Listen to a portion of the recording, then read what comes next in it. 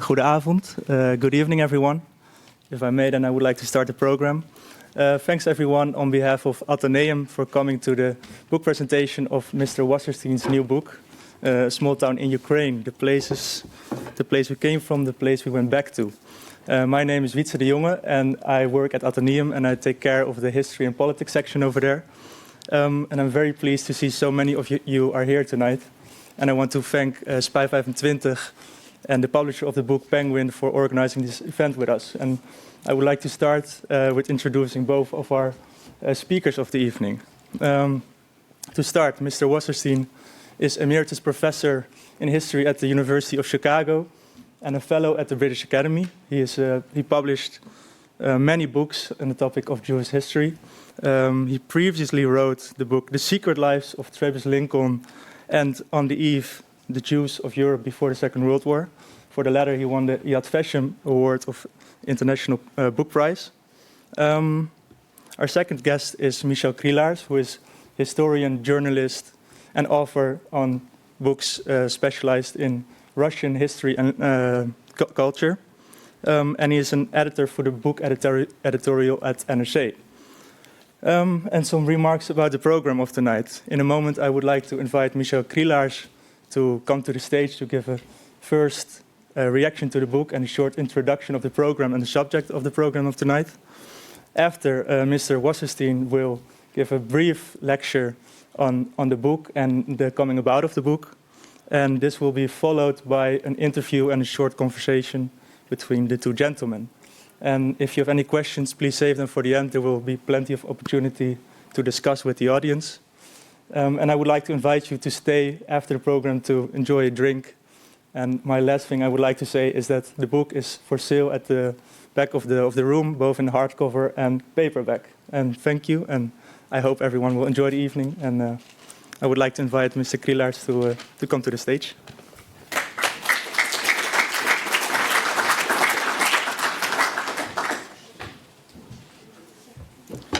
Good evening, ladies and gentlemen. When Atheneum Bookshop invited me to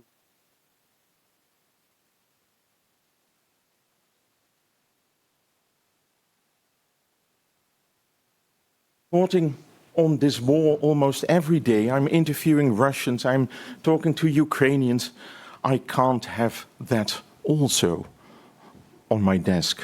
And then I saw the name of Bernard Wasserstein, whom I interviewed 10 years ago on his book On the Eve, the European Jewry Before the Second World War. And then I thought, if he is the writer of this book, it must be a special book. It can't be a book of an elderly Jewish professor who suddenly became interested in his roots and who's traveling to Ukraine and interviewing a few people, then returning home and write his story. No, he didn't do it. Actually, this book is a concise history of Europe. He already wrote a very thick one, Barbarism and Civilization, which I read 10 years ago when I was going to interview him, which is also a history, but it's the thick history of Europe. This is the concise history of Central Europe. This is the history of the Habsburg Empire, a bit. This is the history of the Grand Duchy of Poland and Lithuania. This is also a history of anti-Semitism. It's a book about everything. It's a book about Ukraine in these times. It's about the Ukrainian nationalist movement. People who are worshipped nowadays in Ukraine, they are the heroes. They are being worshipped in musea. They are being worshipped on the street. They are the heroes of this war. And when you read the book, you also see that some of them were really war criminals. People who were not only murdering Jews, but they were also murdering Poles and every other one who passed their city. For me, myself, there was one very special thing which I noticed. I saw Bernard is mentioning Nikita Khrushchev, you know, the Soviet leader. He turned out to be, in 1931, a political commissar of the Red Army. And he was active in Galicia. He was active in this part of Eastern Europe where all those Jews were murdered. And you may know that actually the country, the Galicia changed owners from time to time. First it was Polish, then it was Habsburg, then it was Ukrainian, then it was Soviet territory. And it goes on. And all the people who live in these lands, they are traveling, they are staying there, and they have got to fear for their lives. Nikita Khrushchev, he organized at the time, after the Molotov-Ribbentrop Pact, he organized a sort of referendum. He organized a referendum so that the local people would vote for Galicia to join the Soviet Union. This part of Central Europe always was a pearl in the crown of the Russian Tsars. And actually what we see nowadays in Ukraine is that Putin in the Donbass also organized a referendum for the local people to say, to express their opinion that they would love to join Russia. And as this referendum in 1939 was fake, the same is the matter nowadays. So that was actually a new thing which I discovered, and I'm, Bernard Wasserstein, very grateful for that. It's a book, indeed, about a man who's going to search for his roots. A well-known historian, always writing extensive historical studies, and suddenly he thinks, there was something my parents never talked about.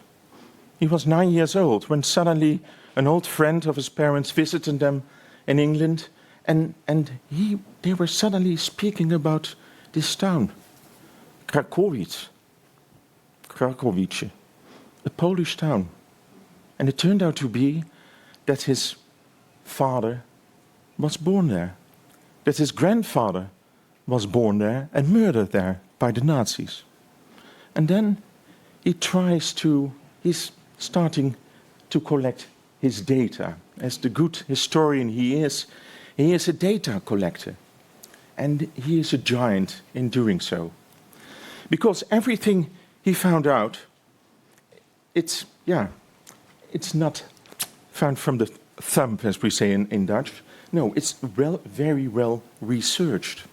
He is writing about the Polish magnates. He is writing about the early history. He is writing about this mutual relations between Ukrainians, Jews, Polish people, and Russians. They're all in it. And that is what makes this book so very special. I'd now like to invite Bernard Wasserstein to give a short lecture about this book, and afterwards we'll do the rest, the interview. Please. Thank you.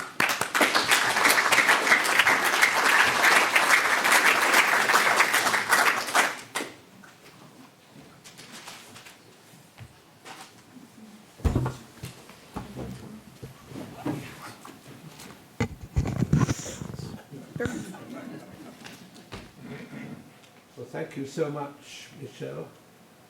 Dames en heren. Dames en heren.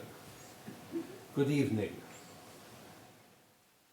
Krakowiec, a little place, you won't have heard of it. My father, that's what my father always used to say when,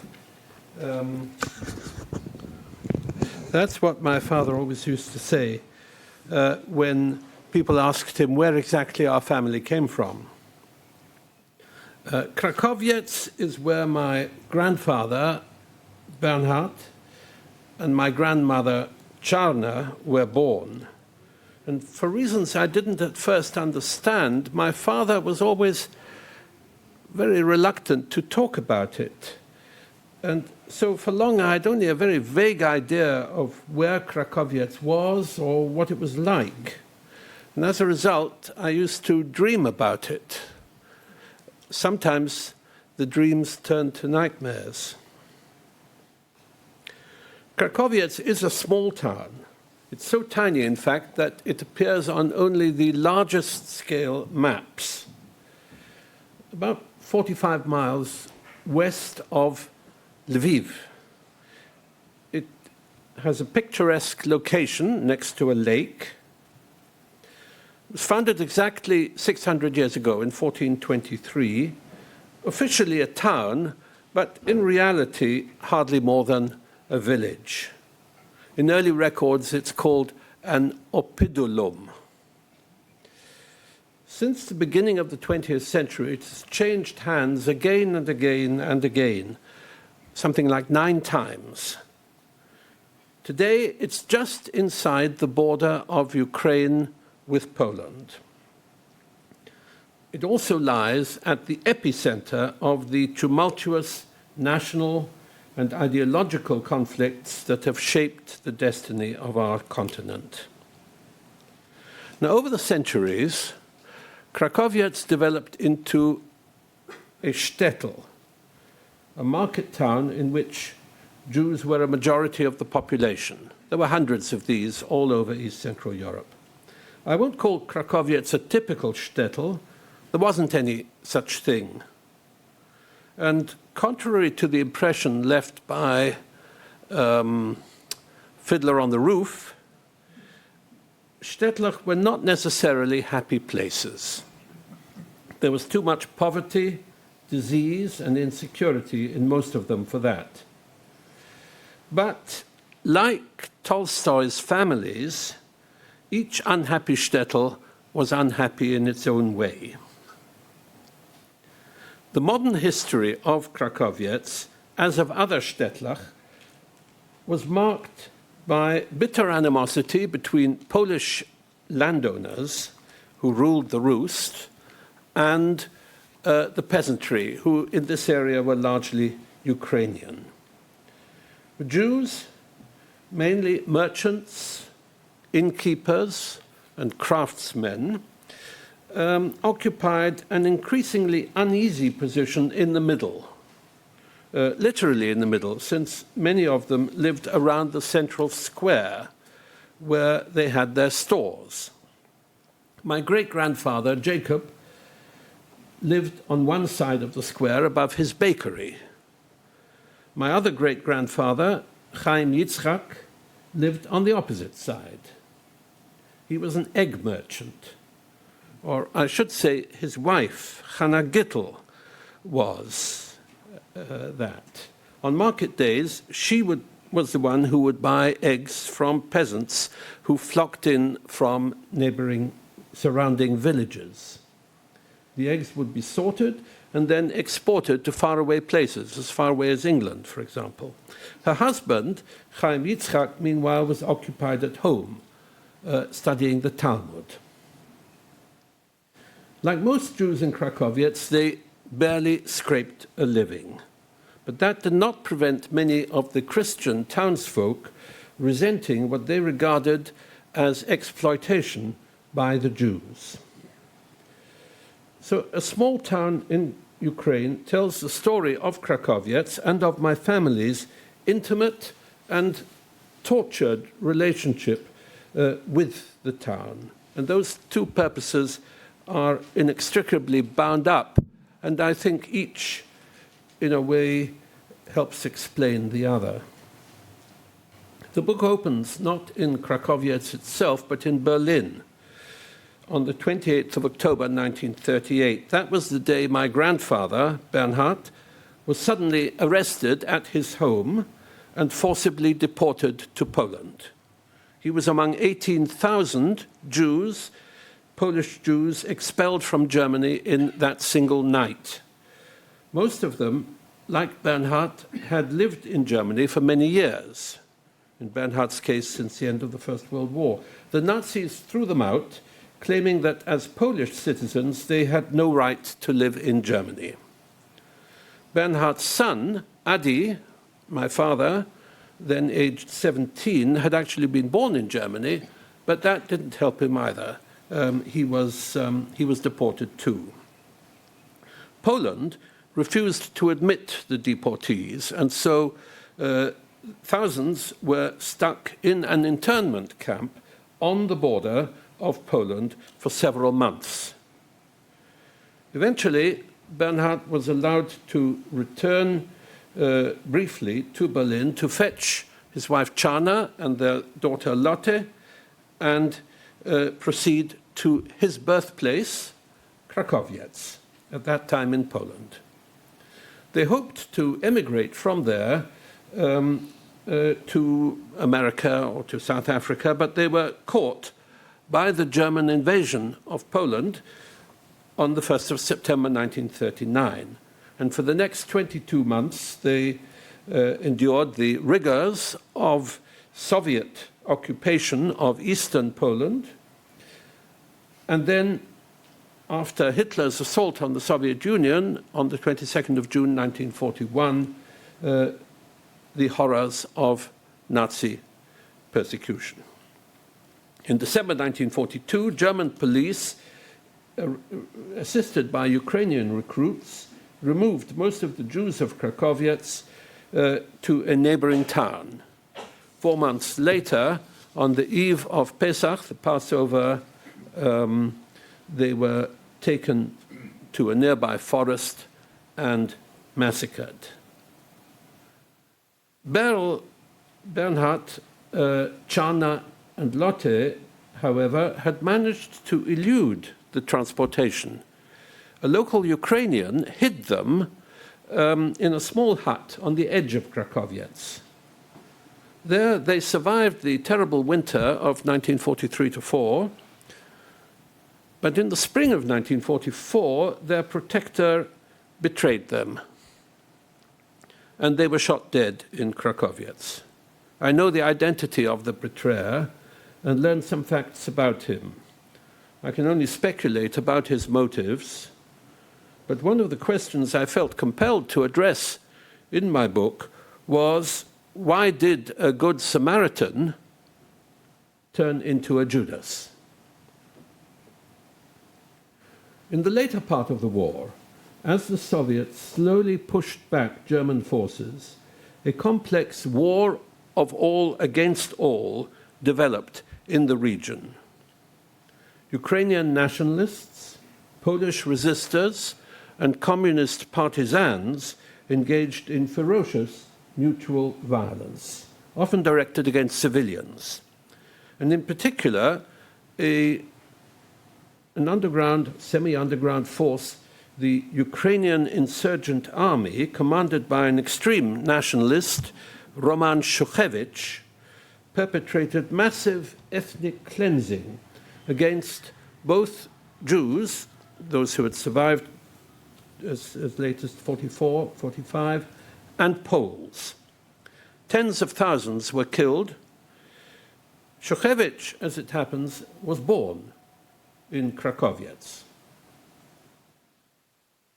After the war, Poland and Ukraine conducted what was euphemistically called an exchange of populations.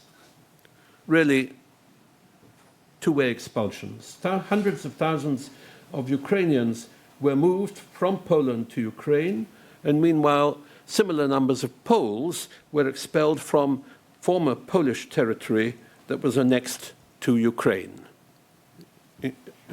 including Krakowiec. Jews having been massacred, the Poles having been expelled, what had been a multicultural society for several centuries became the exclusive domain of a single ethnic group. The population of Krakowiec, like that of the whole of what is now called Western Ukraine, as a result became almost entirely Ukrainian.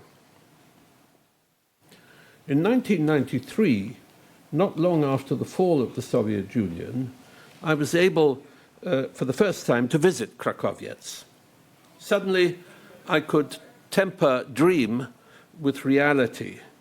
I talked to local townspeople who greeted me cordially. As a historian by trade, I couldn't resist calling in at the regional archives in Lviv. To my astonishment, I found that in spite of the convulsive violence that had afflicted the region's whole history, a wealth of records had survived there, including records concerning Krakowiec. And visit kindled what developed into, I admit, a kind of an obsession to know everything that could be discovered about the history of the place and its peoples. In the years that followed, I interviewed survivors and scoured archives all over the world. I also managed to get my father finally to open up and talk about his childhood memories of Berlin and of Krakowiec and his almost miraculous wartime escape from Axis Europe to Palestine, what was then Palestine. At first, I had no thought of writing a book. So long as my parents were alive, I felt that, in any case, would cause them too much pain, reawakening traumatic memories. But by 2016, they were both dead, and I felt a kind of compulsion to tell this story. So, as you'll gather, this is in many ways a very personal book, more a quest for recovery of a troubled past than a conventional work of history, though I tried to stick to professional rules of evidence. This is the first book, pretty well, in which I've dared to use repeatedly that most dangerous word, I. I call it an autobiography of the period before I was born. And it gives an account not only of my grandparents' return to Krakowiec, but also of my own return there and of my reactions to what I found there. The palace of the local landowner that had been ground into dust. The church that had been turned by the Soviets into a plastics factory. The ruin of the former synagogue with the roof fallen in and trees growing out of its heart. My encounter with the widow of my grandparents' betrayer. And I also describe a more recent visit with family members when we wandered through the market square where our ancestors had lived and near which they were killed. The square is now dominated by a monument. Not a monument to the Jews of Krakowiec, formerly the majority of the population of the town. There is no memorial at all to them in the town. The monument that confronted us was a giant statue commemorating Roman Szuchewicz, native of Krakowiec, ultra-nationalist, former commander of the Ukrainian insurgent army, and leading participant in the mass murder of Jews and Poles in the region. He is not only a local celebrity, but was declared a hero of Ukraine by the pro-Western president of Ukraine, Viktor Yushchenko, in 2007.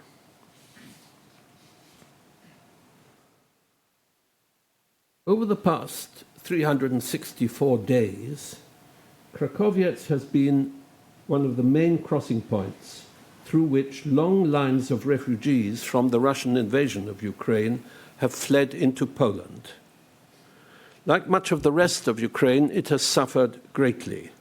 There have been endless power cuts. Russian missiles have hit targets nearby. The former Jewish bathhouse, now a bar, is being used by volunteers to prepare food packages for the troops. There aren't many young men to be seen in the town now. 98 from Krakowiec, tiny place these days with a population of barely 1,000. 98 have gone to war. 5 of them have been killed, and 1 has been captured so far. Well, now, at any rate, Krakowiec is a little place you have heard of. I'm not a great believer in so-called lessons from the past, but I hope my book may shed some light on the great forces that have determined the history of our age and of previous ages, because my book discusses the whole history of the town over the past 6 centuries. So I hope it may shed some light on that, and also on the perplexing, polymorphous nature of the human beast and its behavior in all times and places.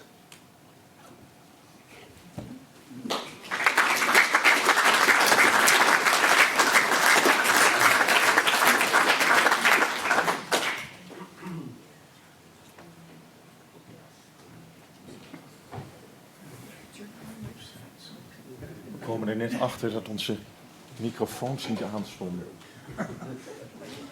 We even zo verstaan, hoop ik.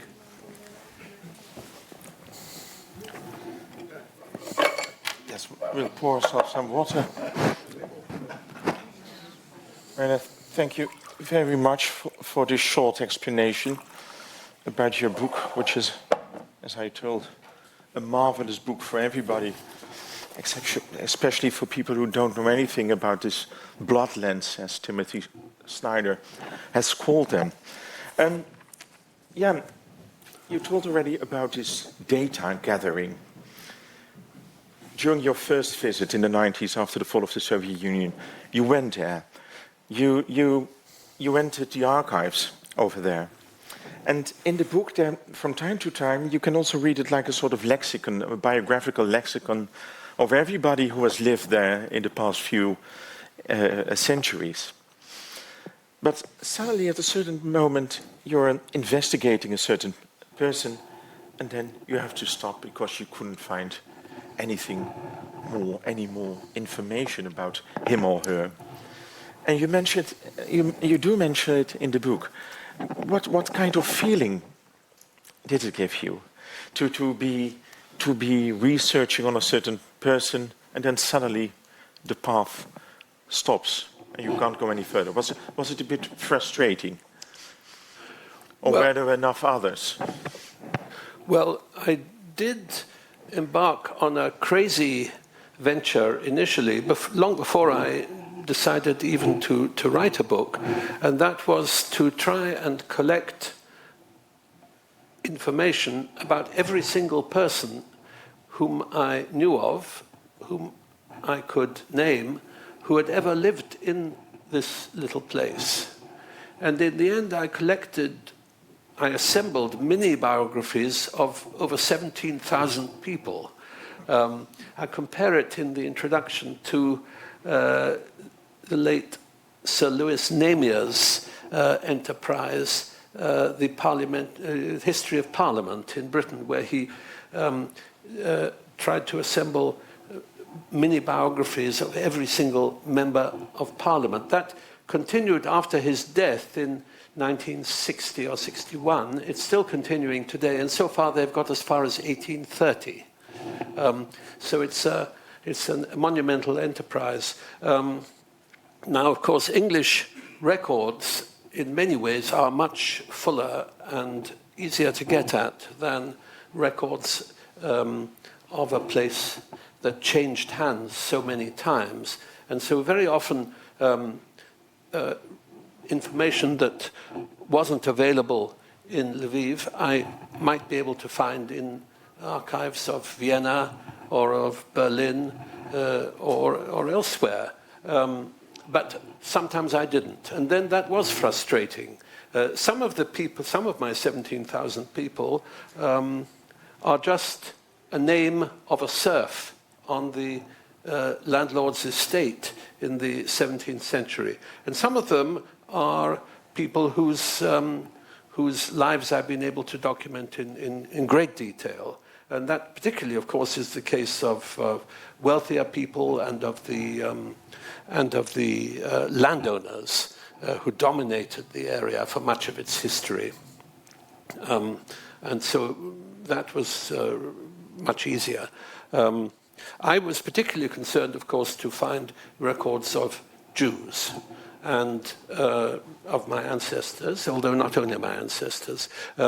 Jewish records, I was able to discover eventually quite remarkably rich records of Jews, although only from the end of the 18th century onwards, so far as individuals were concerned, because it is only then that Jews in this area had to have surnames.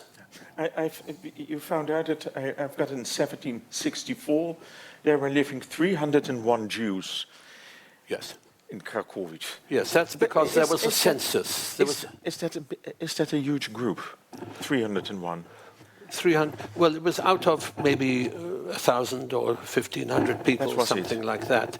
Yes, this was a census that was carried out in 1764 at the command of the King of Poland, mainly for the purposes of taxes. So we know that since censuses carried out for that purpose generally provide minimum or maximum, that must be a minimum number, since people would try and avoid being enumerated if they could. Yeah, and before the First World War, how many were they? Well, at its peak in the 1880s, there we have Austrian census records, the Jews were just over half the population of about 2,000. So there were about 1,000. But it still is a small town. Yes. In Poland. Yes. How come they all felt at ease during the Polish regimes? Well, at ease, it's difficult. More or less from nowadays.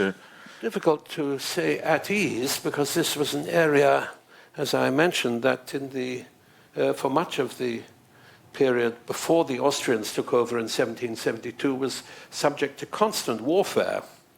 You had the Swedish army, the Turkish army, the Muscovites, Cossacks, not to mention the Austrians and others marching to and fro in the area. You even at one point, I think, I'm not sure whether I mentioned, there was a Scottish Jacobite general, General Keith, who was in the service of the Tsar, who led an army against the Swedes very close to Krakowiec. So this was an area of constant warfare, and particularly in the mid-17th century, Jews and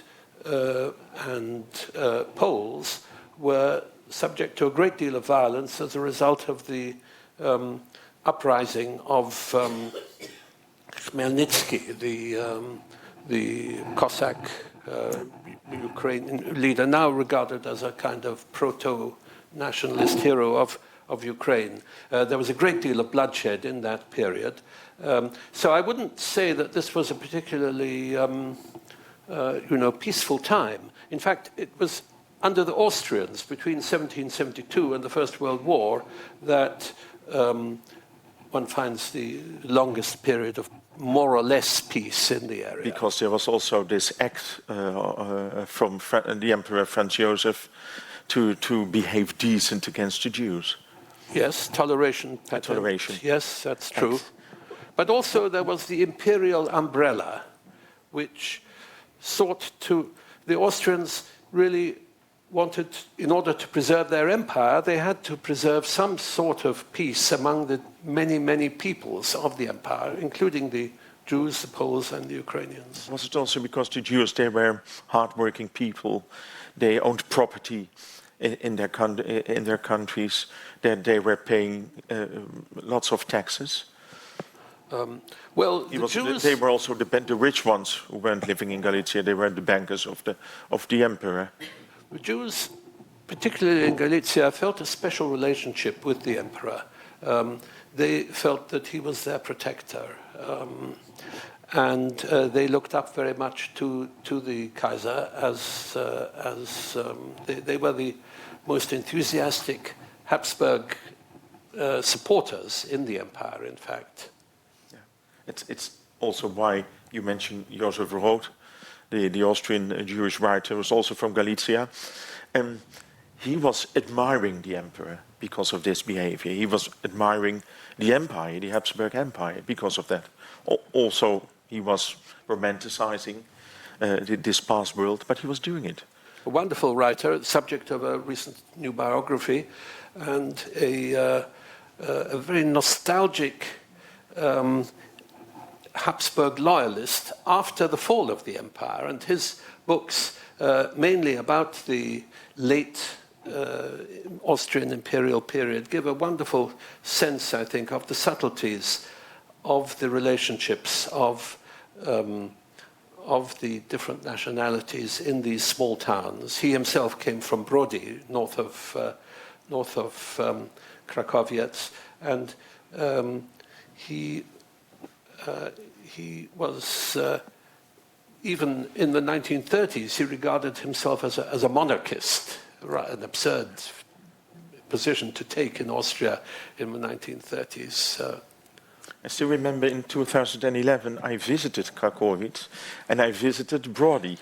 And the two towns were more or less looking the same. They had the same kind of ruins of former synagogue buildings, these huge walls with tiled roofs on it. There's this marketplace where actually it's as if nothing has changed. People even don't go to the market by car, they go by horses. Drawn chariots, and life didn't change at all. So were all those shtetls, were they all more or less the same? Well, of course there were differences among them. I think one of the things that communism did, one might argue, was it froze society in some ways, although it regarded itself as revolutionary, and in some ways, of course, in economic relations it was. Nevertheless, it froze things so that they hardly changed. That is why when you went to East Berlin, when I went to East Berlin for the first time in 1988, just before the wall came down, my father was able to point out to me all sorts of things in this city which had been so heavily bombed by the Allies during the war. Nevertheless, in East Berlin, as distinct from West Berlin, apart from what had been destroyed by bombing, very little had changed. And so it was in these towns also. Much more has changed since 1989 or 1991 than in the whole period between 1945 and 1989. Let's return to your father. Actually, he is the most clear person in the whole book as regarded to your family. He survived the war more or less by chance, didn't he? Because he met somebody from his native town, a Jesuit, a high Jesuit, when he was being in Rome, living in Rome, being on a grammar school there. And he suddenly needed a passport to go to Palestine because the British didn't want to have more Jews coming in. Yes, he was a student. He was only 18 years old in 1940, and he, in the summer of 1940, Italy was still neutral, but once the fall of France happened, it was very clear that Italy at any moment would enter the war on the side of Germany, and my father, who had managed to get out of Germany into Italy a year earlier, my father realized he had to skedaddle pretty quickly from Italy. But he then had a problem of A, where to go, and B, his papers, the all-important at that period official papers that he had were not really very satisfactory because they were Polish. He had a Polish passport, but Polish regulations required, really, this was an anti-Semitic regulation that had been imposed in 1938 by the Poles. They required that he must get a stamp, a rubber stamp from the Polish consulate wherever he was. And when he went to the Polish consulate in Rome and asked for a stamp so that he could get out wherever he might be able to go, he was thrown out of the building. So he didn't know what to do, but he was talking to a friend of his who was a painter. And this painter was working in the headquarters of the Society of Jesus. And in Rome, in the Vatican, and he said that he was restoring frescoes on the wall there of the head of the Jesuit order, the Father General of the Jesuit order, who was nicknamed the Black Pope, and a very influential figure, obviously. And he said he could get my father into the building and to meet the Jesuit, who was a Pole, he said. So he might be able to help. Well, my father was very dubious, but he agreed to go along with it, and he went in, and he was taken to the office of the Jesuit, and they spoke in German. My father explained that he was a Polish citizen and needed this stamp. So the Jesuit said to him, "How come, if you're a Polish citizen, that you don't speak a word of Polish?" So my father explained that he had been born in Germany, etc., etc., but that his family came from Poland. So the Jesuit said to him, "Well, where in Poland?" So my father gave his usual answer, "A little place, you won't have heard of it." So the Jesuit said to him, "Where?" So my father said, Krakowiec. And he pronounced it correctly that way. And the Jesuit said nothing. He just turned to his secretary, a young priest, and the man ushered my father out. And my father thought he was being thrown out of the building, but in fact he was taken to the Polish consulate and he was received there, he said, as if he himself were a prince of the church, immediately given his stamp and his passport, and a few days later he's able to take a boat to Istanbul. He later discovered that the Jesuit's name was Leduchowski. The Leduchowskis, it turned out, were the main landowners in Krakowiec. And this Jesuit had happy memories of his childhood, spending summer holidays there. And so as soon as my father said Krakowiec, that was a kind of shibboleth in the biblical sense. And so my father, got his protection. So saved by the church. Yes. Yeah, lucky him. How was this relationship between the Polish landowners and the Jews? Was it more or less the same as far as I remember from Amos Ozz's the story of love and darkness? And his grandfather was a steward for a local nobleman in nowadays Latvia or Lithuania. This was a very common relationship, and it existed also in Krakowiec. You had the Polish landowner who would lease, for example, the mill in the town, the sawmill, watermill, to a local Jew. And there was a kind of patronizing relationship of friendship even between the Polish gentry and many of the Jewish merchants in the town. Years later, in the 1970s, my father visited relatives of his in Johannesburg in South Africa. He was at a party in my great-aunt's home, and my great-aunt came in with a gentleman, an elderly gentleman, and she introduced this man to my father, and she said, his name is Count Leduchowski.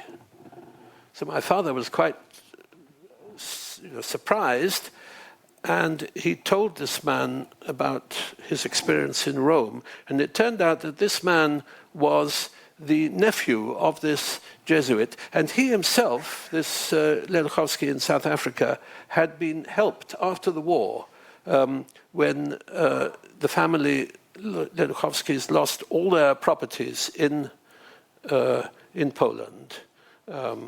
This man's father, in fact, died in a German concentration camp, the brother of the Jesuit.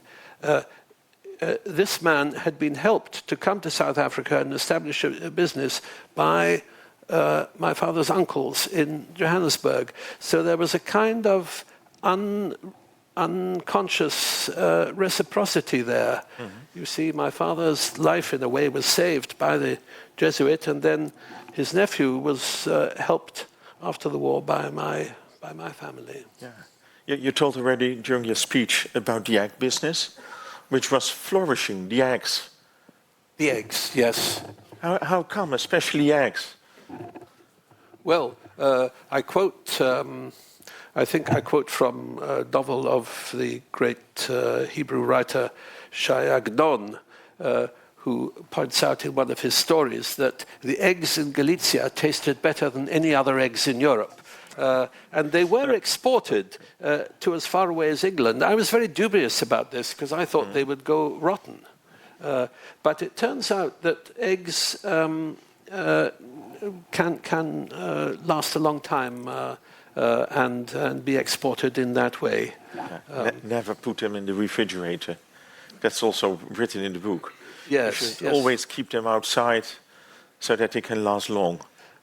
Yes, well, it's explained in some detail in the book. I have a friend for the cooks amongst us. I have a friend in Michigan who is an expert in these things, who read the manuscript and gave me exact details about egg refrigeration and so forth, which of course I then put in a very boring footnote. When did things really go wrong? Was it with the start of the First World War? We had a huge emigration already. I remember from Philip Roth's family, who left Galicia already in the 1880s, and there was another wave of emigration, I think, at the beginning of the 20th century. But that was emigration out of poverty. A few years ago, I gave a talk about Krakowiec in Berlin at an institute there I was visiting, and one of the people in the group in the seminar, a historian from Bulgaria, actually, she said to me, but she said, "You're making it sound as if the Habsburg Empire was some sort of golden age, and everything has gone downhill since then." Well, of course, I gave the obvious answer, which is yes, but in a more serious vein, of course, it was no golden age, and there was no golden age. As I said, life in the shtetl was in any shtetl really, was harsh and bitter, which is why there was so much emigration. You know, we have the idea that people, Jews in particular, fled Eastern Europe because of pogroms. Even in the case of the Russian Empire, it's been shown by recent historians that this wasn't so at all. The majority of Jews, in fact, fled after the 1880s from areas where there were fewer pogroms than in other areas. In eastern Galicia, where Krakowiec is, the area around Lviv, there were next to no pogroms. There was one serious pogrom in 1918 in Lviv.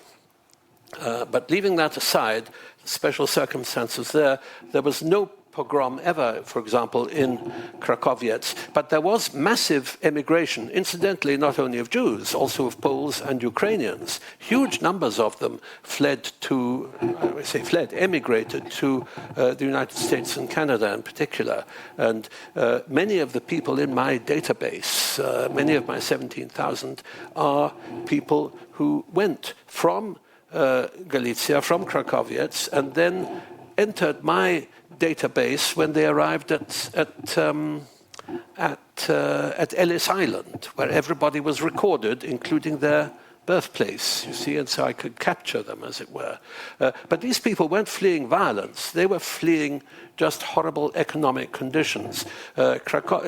Eastern Galicia, although it was in a sense for political reasons, as you said, regarded as a jewel in the crown of whoever ruled it, in economic terms, it was the most backward part, by far, of the Austrian Empire.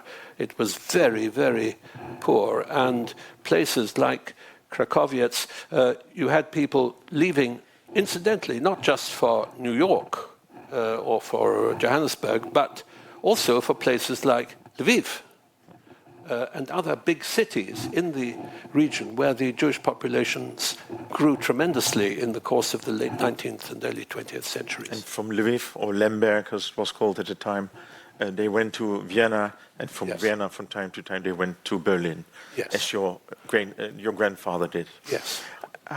Why was Germany the promised country for Jews at the end of the 19th century, beginning 20th century? Well, Jews didn't go just to Germany. They came to all parts of Western Europe, but overwhelmingly to the United States. By far the largest number, something like 2 million Jews alone, leaving aside Poles and Ukrainians, went to the United States in the years up to between 1881 and 1914. And in the case of Krakowiec, there were so many Jews from there in New York that they established their own synagogue and their own burial society. And indeed, the last Jew from Krakowiec was buried in New York, who was a member of that society, was buried as recently as 2012, when the society was wound up. So there was large-scale immigration. Yeah, but your father went. But why did they go to Germany? The reason that most people go to, that very often people go to when they immigrate, go to places. They go to places where their relatives are. My father's family, my grandfather rather, initially went to Holland during the First World War. A relative of his was here, and then after the war he moved to Frankfurt, where a sister-in-law of his, sister of my grandmother, was living with her family. So people follow their relatives. I mentioned, for instance, in 1939, at the moment of the outbreak of the war, my grandparents were desperately, of course, trying to get a visa, as Jews throughout Nazi Europe were trying to get out. And I mentioned that they hoped to go either to the United States, but you had to wait years to get on the to get a permission to enter the United States, or South Africa. And the reason for South Africa, of course, was, as I mentioned earlier, that they had relatives there. So that's why they went there. It wasn't any particular attraction, I think, to Germany. Because how was your grandfather received by these highly assimilated German Jews, who actually were not very fond of this Hasidic guys from Eastern Europe? Well, my grandfather was a man who wanted to become a modern European. I mean, he didn't have a long beard and side curls and kaftan. No, he, on the contrary, he always wore a suit. My father said he never saw his father without a suit and tie. But he mixed in society that was almost entirely what were called Ostjuden, Jews from the East, from Galicia in particular. He had friends, he had no friends who were German Jews, and he had no friends who were Germans except one. German Christians, I mean. So he lived in a kind of immigrant society in the center of Berlin, which was very heavily, Berlin Mitte was very heavily an immigrant Jewish area. One heard a lot of Yiddish in the street, although my grandfather would not speak Yiddish. He would speak German. He would speak Yiddish only if he were talking to a landsman from Krakowiec or somebody like that. But in general, the language of the home was German, because he wanted his children to grow up as Germans. A generation later, my father and mother, as immigrants in London, always spoke German with each other.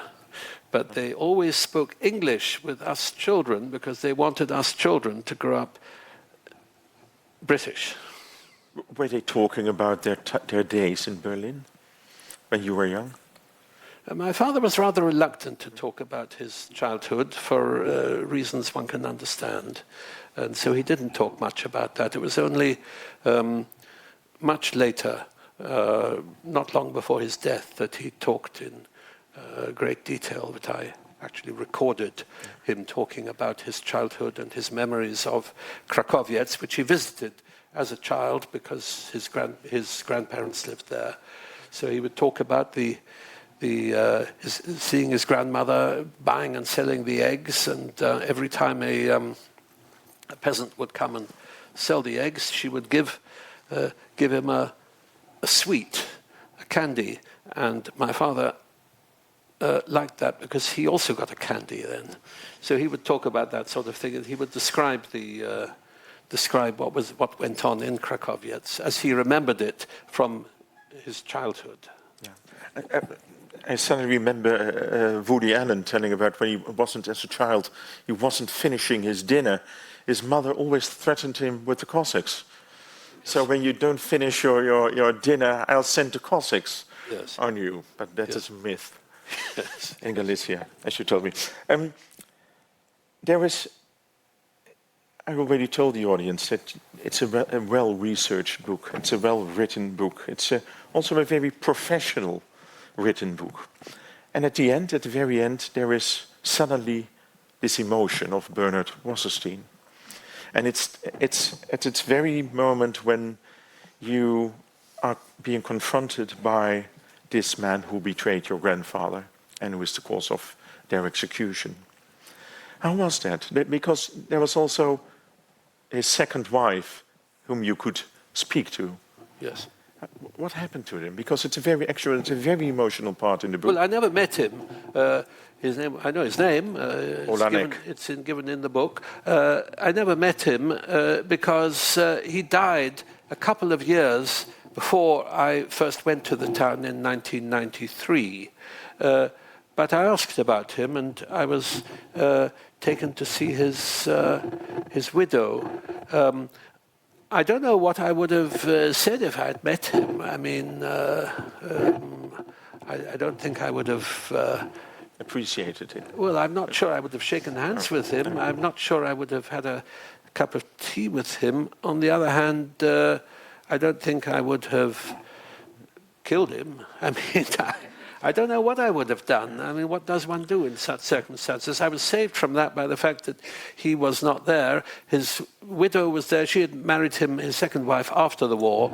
So she knew very little about his early life. But she was a sad woman. She lived in a very horrible little hut with a leaking roof. And I was taken to see her. The mayor of the town, the sort of mayor, insisted that I must go and see her. I didn't tell her why I was interested in this name, you see, Olanek. But she said, no, you must come and see her. So I went to see her. When we arrived, she said, you have brought bad news. Well, I didn't want to tell her why I was interested at all in her or her late husband. I mean, why should I upset an old woman like that? So I didn't. But we talked about him and about her memories, and then at the end she insisted on giving me his picture. Now, I was very uneasy about accepting this photograph. What should I do with it? It establishes a kind of gift relationship, which was a bit uneasy, and I felt in a way it would be under false pretenses accepting this, but she insisted on giving me his photograph, maybe because I was the only person who had ever expressed any interest in her husband. So I accepted the photograph, and then when the book came to be prepared for publication, I faced the question, should I put his picture in the book? And at first I thought not, because why, what can one learn from the facial features of such a man? He looks quite normal. But in the end, I decided it would be ridiculous, since I had the picture and since he's a crucial element in this part of the story. I mean, we're concentrating in this discussion on my family during World War II. Of course, that's only a small part of the book. But still, I felt it would be ridiculous with the picture in my possession and with the old lady, by the way, dead by this time, not to publish it. So I did, after some discussion with the publishers, decide to include it in the book. But you must have been anxious to know why he betrayed them. Yes. After first helping them. Yes. But probably that was common behavior in that world of barbarism. Well, this is something that I speculate about in the book. It's one of the few places in the book where I resort to speculation, because most of the time, trained in a rather pedestrian, positivist way, or to support everything with evidence, as a historian, I'm reluctant to speculate. But I felt I had to try and answer this question. Why does he first protect for nearly a year, and then betray? Well, first of all, it turns out that this isn't quite a common. This is not an uncommon, let's put it that way, not an uncommon pattern among people in Eastern Europe at the time. But if one asks, what is the psychological mechanism here? I mean, probably it had something to do with money. I mean, probably my grandfather was somehow able either to pay him or to promise to pay him for protection. And probably the money ran out, and maybe there was some financial reward for betrayal. That is surmise. But there's still a psychological dimension that I tried to get at. And I describe it in one passage in the book. In 2005, I was just leaving America then. Was it 2005? Anyway, I was moving back from America to Britain. And I was going around interviewing the last few people that I could find from Krakowiec. And there was one man whom I found out about who lived in Lakewood, New Jersey. He was a retired butcher, Beryl Lux.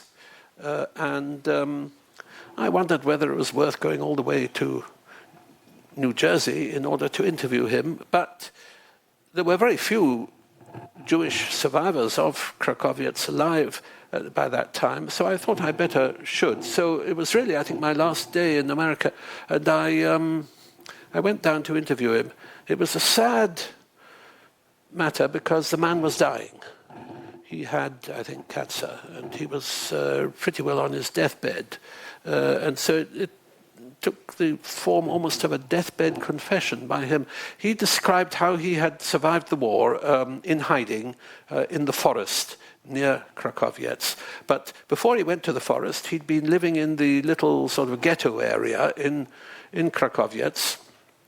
And he described how he met one day a friend of his, an old school friend of his, who was a Ukrainian militiaman.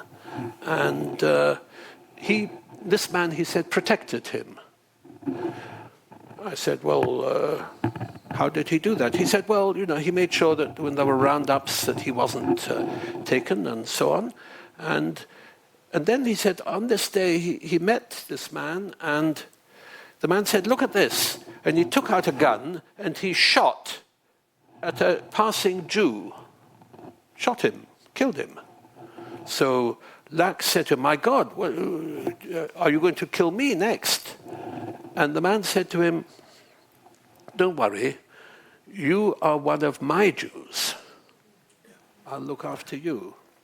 Now, as I say in my book, that he's quoting almost exactly from a passage in a book by Józef Roth, where a Polish landowner, Count Chojnicki, talks about, he's not shooting people at all. On the contrary, he's talking about Jews in his town whom he protects. And he says, he talks very proudly of my Jews.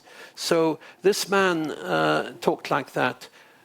And I said to Lux, well, do you remember his name? And he said, oh, yes. And he told me the name. And then it suddenly clicked, because the man's name was Olanek. And he was, in fact, this same man whom I already knew about, you see. So he clearly had this, and I interpret it psychologically. I mean, it's a rather probably a naive interpretation, but still, I interpret it as a kind of double-sided dominance. You know, protector is also a relationship of dominance, and betrayer is also a relationship of dominance. And so this man probably satisfied some yearning for domination in this way. Now, whether that, I stress that this is just speculation on my part, but one has to try and, I think, address the question of how a protector can be a And you did betrayer. very well, because up till this very moment you were very, very British in describing things, and suddenly there was this emotion which I only know from the books of Józef Roth, which is a big compliment, because I love his work. I think it's time for the audience for questioning. Thank you very much, Bernard. Thank you. Thank you for the beautiful book. There is a running microphone. Who wants to ask Mr. Wasserstein? Mark Jansen, historian of Ukraine, and also mentioned in the book.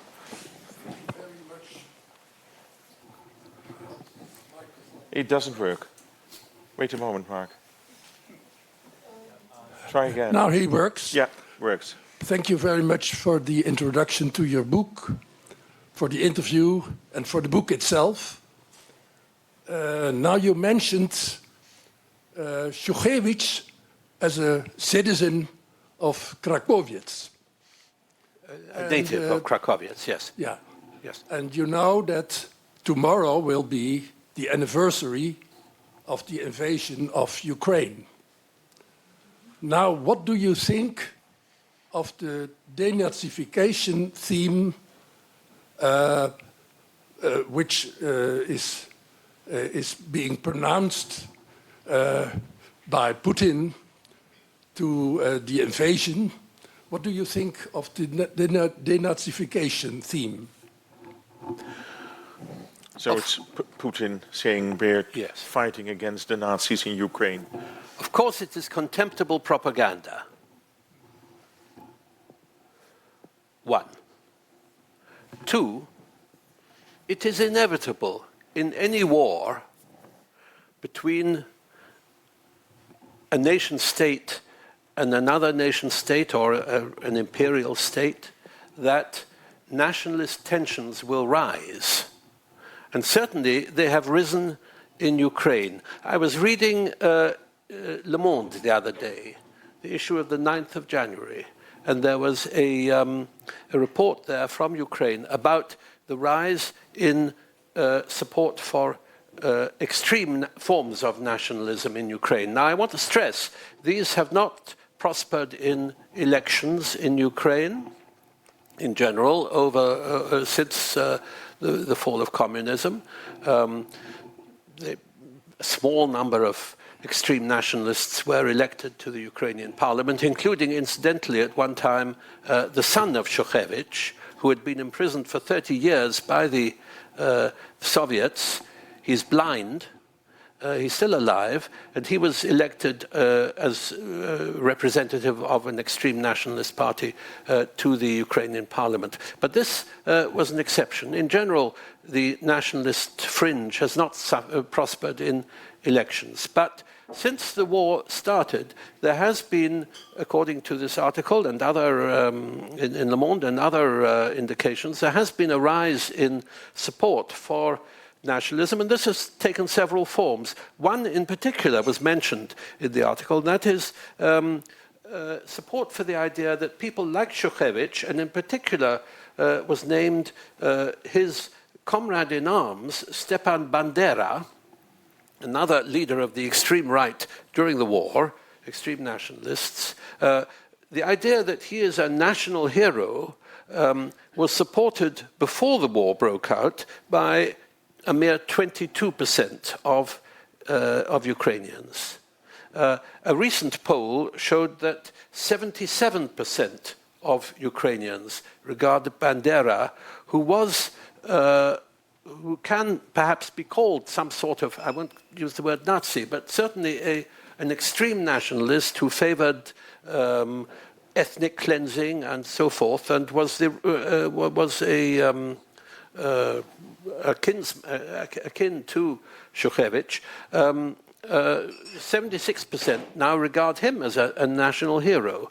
It's inevitable in wartime that support for extreme nationalism will rise. And I say in the book that I'm worried at the end of the war, Putin has talked, I think, about, anyway, other people have talked about a parade in Red Square.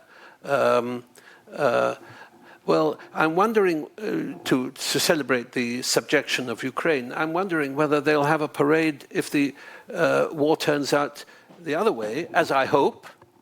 I hope that Ukraine will manage to assert its independence. But I'm not looking forward to the parade that could well take place in Krakowiec past the statue of Krakowiec.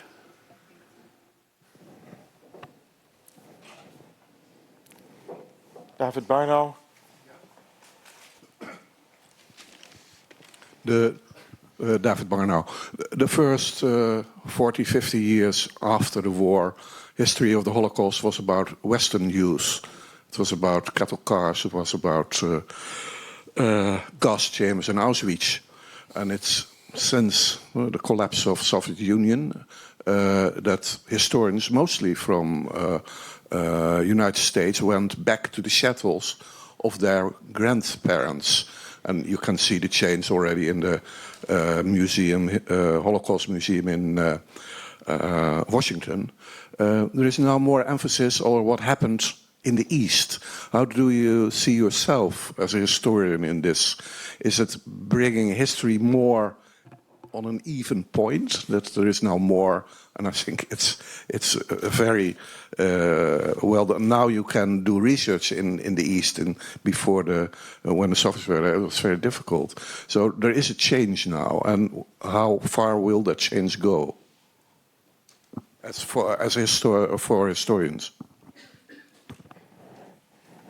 Well, there is a change. I wouldn't say that this is such a huge sea change since 1991.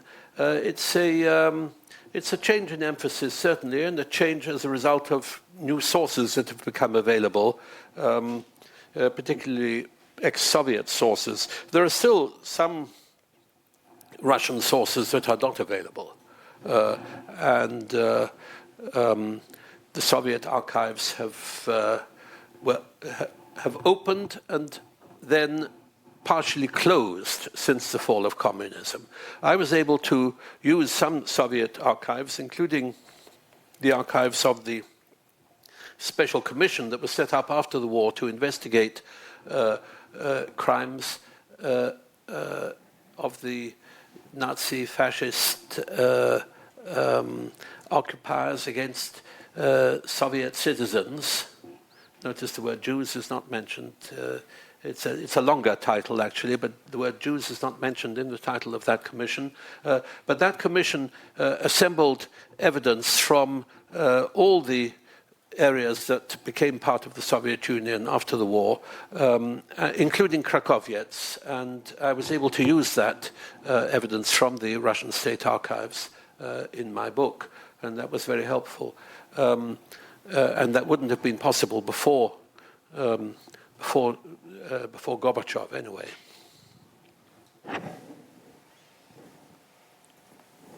Mevrouw. Tamara Benima. Bernard, in which language do you research these archives? Do you read Russian, Ukrainian, all these things? Yes. The Yiddish you do, the English you do, the German you do, but how do you deal with these Ukrainian archives? With difficulty. I don't know Ukrainian. My friend Michel Krielaars, is he here? He's at the back. Well, he was enormously helpful, and I want to pay tribute to him with Polish documents in particular. Fortunately, most of the archival evidence regarding Krakowiec is in languages, in particular in German, because of the Austrian period of rule from 1772 right through until 1918, and then, of course, Germans during World War II. So a great deal of material was accessible to me in German. But yes, I had to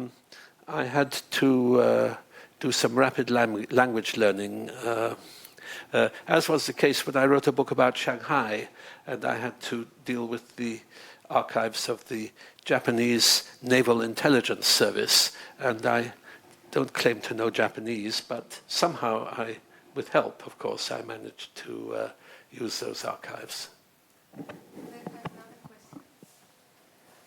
There was the Holodomor in 32 to 36, I think, organized really by a Jewish guy for Stalin. How did the Jews suffer in that thing?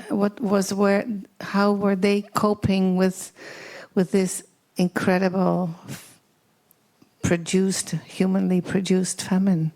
Ukrainian nationalists, particularly those in the Ukrainian diaspora, for example, in countries like Canada, have sought to establish a kind of equivalence between the Holocaust, I don't like that word, but still it is now generally used, of the Jews, and the Holodomor, as it is called, of the Ukrainians. That is the hunger famine that was imposed on Ukraine by Stalin in the 1930s.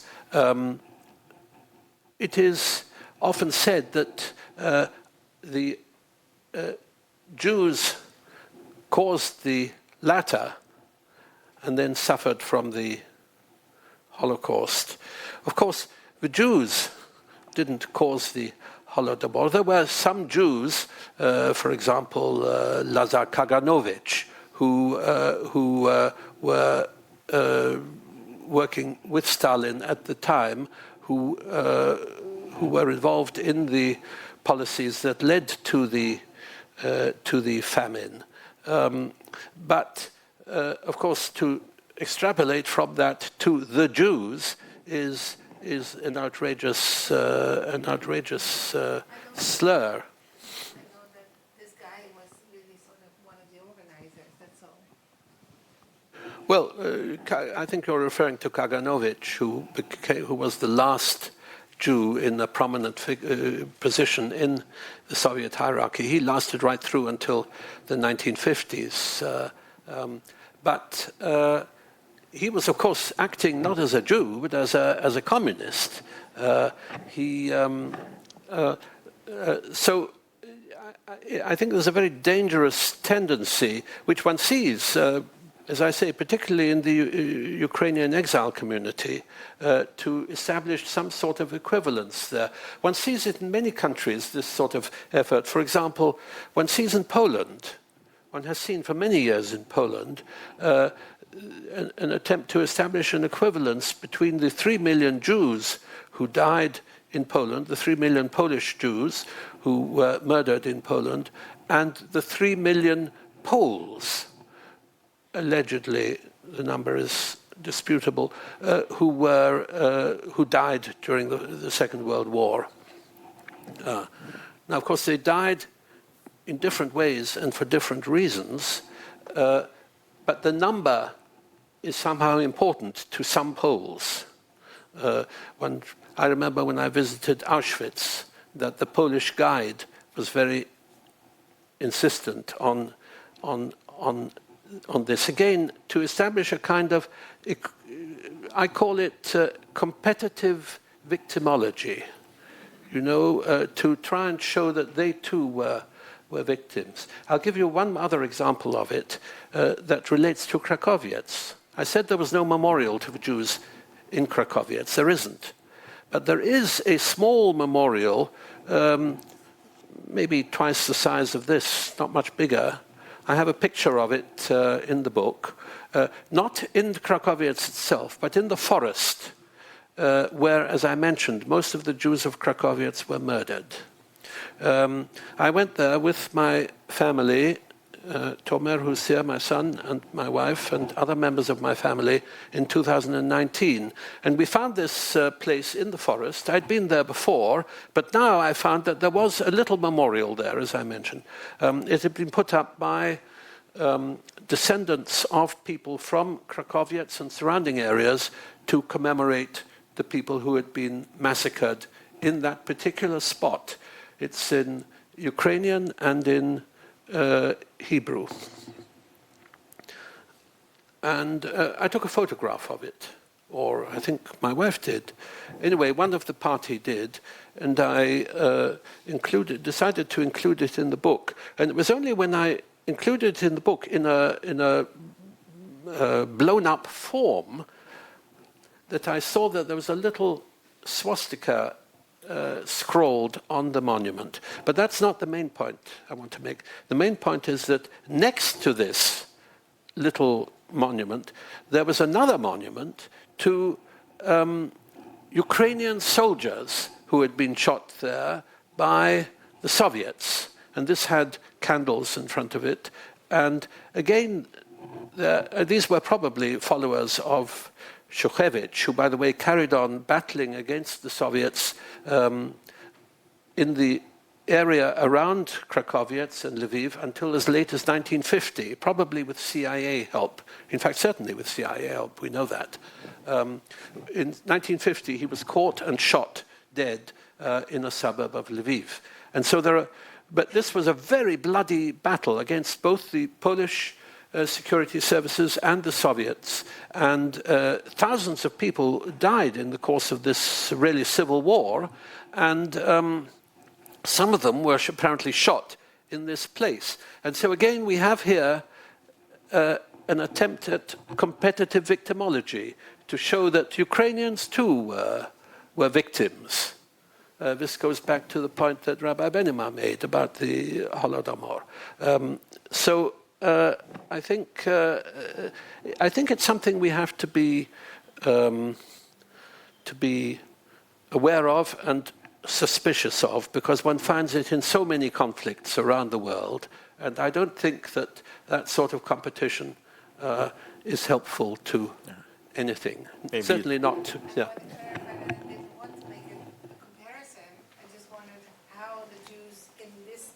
Situation were dealt with, or what happened? Were they picked out, or were they not, or were they helping their Ukrainian? Well, let's be clear that the Holodomor took place in Soviet Ukraine. Krakowiec and Lviv at that time were in Poland, so they had nothing. They were quite separate from all that. That's not to say that Jews weren't regarded with great suspicion by Poles as pro-Soviet.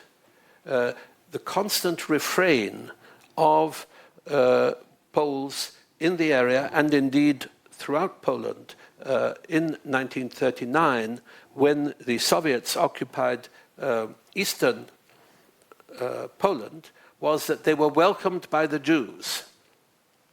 So this is an old, of course, refrain in anti-Semitism that the Jews are agents of communism, and of course it was part of Hitler's vocabulary.